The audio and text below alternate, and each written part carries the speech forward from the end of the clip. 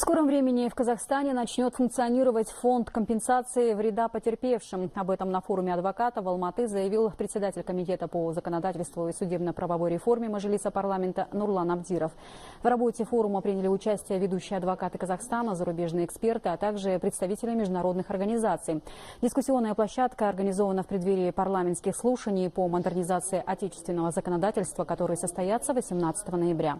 Изменения законов последних лет приблизили их к международным стандартам, однако несовершенства есть, и именно над ними нужно работать, считают эксперты. Не все процессуальные документы доводятся до защитника. Есть вопросы опроса свидетелей, когда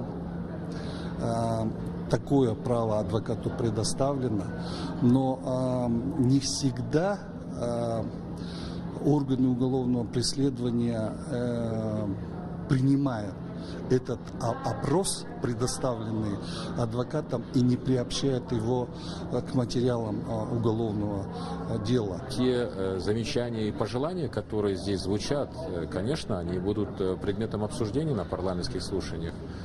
Более того, мы хотим предоставить слово адвокатам для того, чтобы они могли также высказать свою позицию на этих дискуссиях.